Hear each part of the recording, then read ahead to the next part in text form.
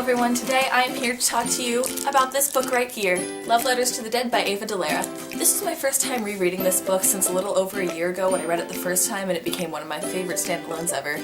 This book is about a girl named Laurel who is assigned a project in English class to write a letter to a dead person. And she picks Kurt Cobain because he was her older sister May's favorite artist before she died. And she doesn't want to turn that letter in, so she writes another and another until she has a notebook full of really personal letters to famous dead celebrities like Kurt Cobain, Judy Garland, Janis Joplin, Amelia Earhart, etc., etc. And this book is that notebook. It's written entirely in letters, and because of that she is kind of self-aware. You know, she's aware that she has an audience and can give like a more direct narration. So the story goes that May died, and since then Laurel's entire world is different. Her mom moved out, but she still stays in touch. She lives with her Aunt Amy every other week. She transferred schools so that she can avoid any unwanted attention, and so on. She listens to Nirvana to remember her older sister, and now and then we get more and more memories of her. Laurel used to really look up to May, and even after she died she still kind of does. Now and then she'll visit her sister's room and borrow her clothes or look at her posters on her wall. It's all just because she's been remembering her so severely that she feels like she has to hold on to her somehow. And that sharing of clothes is really kind of the start of how she kind of ends up becoming exactly like her older sister as the book goes on, and the effect that has on her life and how she lives it. This is definitely the kind of book that means something different to you depending on where you are in your life when you read it. Like, even a year's difference for me from when I first read it. Like, different things stood out to me than when I was 15. That's all I can really say without spoiling. So if you have not yet read Love Letters to the Dead by Ava Dellaira, looks like this, I highly recommend it. It does have some more mature content toward the end and even hinted at throughout the book, so keep that in mind. Pick up this book, then come back and finish watching this video so we can discuss. Well, the formatting of this book and how it's written all in letters could not have been a more perfect way to tell this story. I actually learned some things about the celebrities that she wrote to, like Judy Garland, for example. I didn't know that she kind of kept her family together with her talent and everything, and then treated her kids badly because that's how she was raised. Like, I had no idea. Let's talk about Laurel. We get to watch her fall in love with poetry. Laurel will only talk in class if poetry is the topic of discussion. And one of my favorite quotes in the book is this one, which is in my book quotes video. There are a lot of human experiences that challenge the limits of our language. That's one of the reasons that we have poetry. And it's funny, some of these poems in here by like Elizabeth Bishop and a couple others, like, I recognized reading when I read them in creative writing class this year, but I didn't realize why I recognized them until I read this again. I'm like, oh yeah, Laurel read this and analyzed it. That's why I've read it before. I'd completely forgotten about it. Anyway, as I mentioned earlier, she moves schools in order to avoid unwanted attention because of her sister dying and all. And still she distances herself from a lot of people, afraid that if she gets attached, then they'll leave like May did, or like her mom did, just completely unexpectedly. And therefore I think it's a huge character arc that kind of goes unnoticed when she lets herself have friends. Granted, it does happen slowly and there's no specific page I can point to where she kind of lets go of the whole distance thing, but it's kind of an overlooked part of it that she kind of lets herself get attached to people again. She has this awesome insight on music, and that's kind of part of what bonds her and Sky. He wants to be a writer, and Laurel thinks that he would be great at it because of how he thinks of music. Laurel gets her music taste from her sister, who would sneak into her room after she'd been out late and insist Laurel listen to a certain song.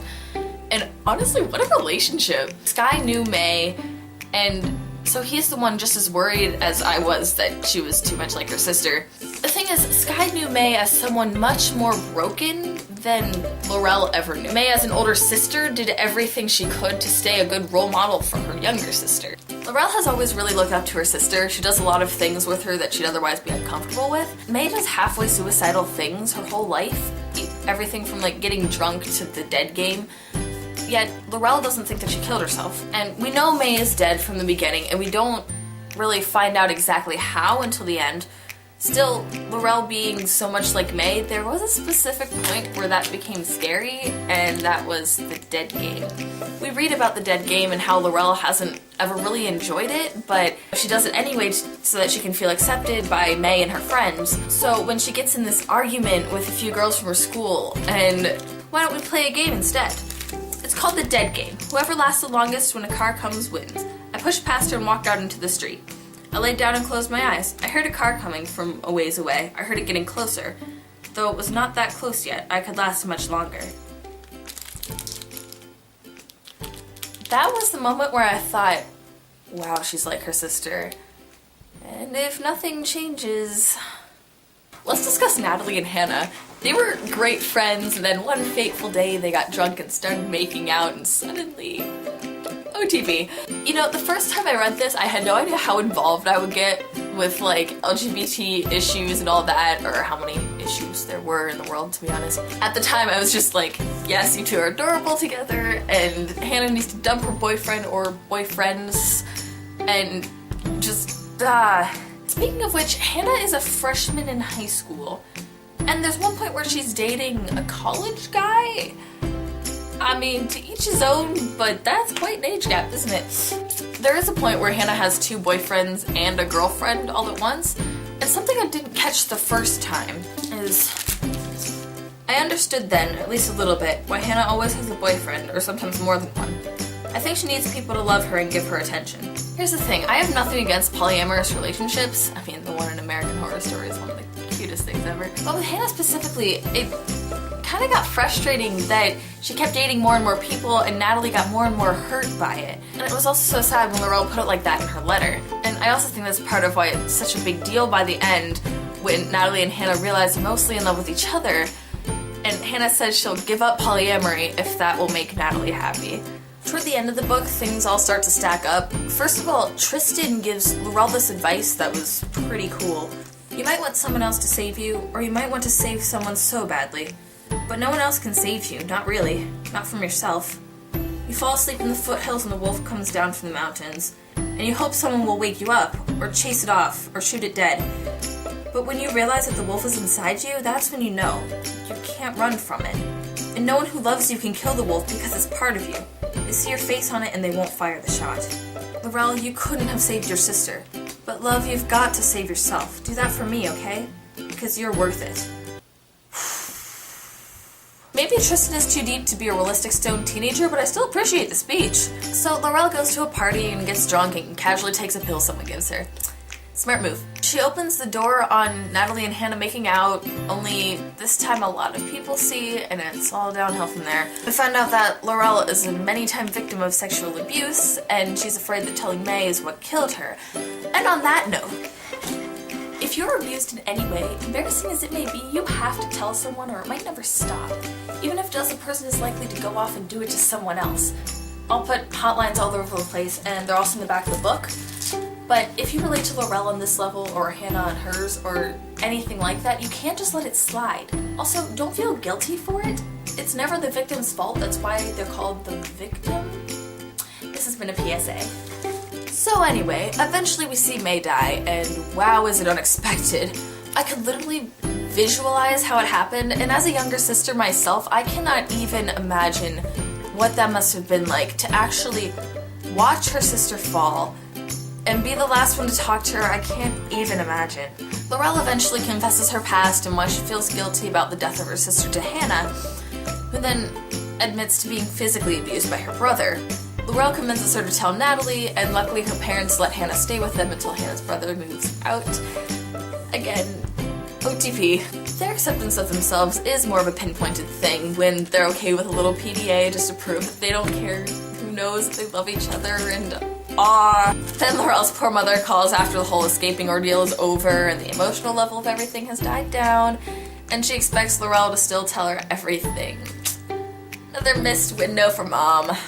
I got chills when they named the star after May, actually. I didn't remember that happening from the first time I read it, but wow, was it awesome. So at the end of the book, Laurel writes that she finally turns in the English assignment like 8 months late and lets her teacher read all of it. And while I understand maybe she feels like there's no point in writing unless someone reads it, or maybe she thinks she owes something to her teacher because she was the one who assigned it to begin with, I did not like this ending. Obviously these letters are very personal, and if Laurel had been closer to her English teacher, or for some reason or another they'd gained each other's trust, like through multiple conversations, like if they had something connecting them other than that they have both lost a family member, maybe I would have enjoyed the ending, but really really, they weren't that close.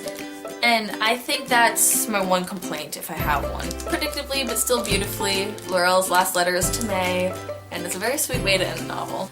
Overall, I love the message it gives about finding out who you are, as cheesy as that is. Laurel has all these role models, especially her older sister, but in the end, being so much like her sister is what pulls her away from all these relationships she should be able to form on her own. She has to figure out how to take inspiration from other people and use that to create herself. And it's really awesome to watch her move on from trying so hard to fit in, while Natalie just kind of accepts herself for who she already is. I also really love Laurel's voice and the writing style involved. There was a point where she was talking about all these thoughts flooding her head, and it's written in this long unpunctuated paragraph. It's just probably exactly what the author wanted to paint a picture of, just how an overwhelming amount of words all at once. It's a powerful book. And that's all I have to say. That's all I have to say for this book. Please leave a comment letting me know some of your favorite parts of the book. Anything I missed, anything you agree or disagree with that I did talk about, let me know. Like if you liked, and that's all I have to say. So long! I thought that was cool. Well, not that she abused her kids, but that I could learn something through Laurel's research through it. And I'm just kind of assuming that she was right about it. Like, I didn't look it up to double check or anything. Let's talk about Laurel. We get to fall her love in poetry. Ah, cool. Anyway, as I mentioned earlier, she moves schools in order to avoid unwanted attention, and she'll see distances. There is a point where Hannah has two boyfriends. She moves schools to avoid unwanted attention, and still she distances herself. Still she, not she'll see. Still she. Overall, I love the message. What quotes did I miss? Natalie and Hannah. Oh, thoughts. She moves schools to avoid unwanted attention, and still she distances herself from anyone. And then I lost my train of thought before I could finish. Still she distances. You might want someone else to save you, or you might want to save yourself so badly. That's not what it says.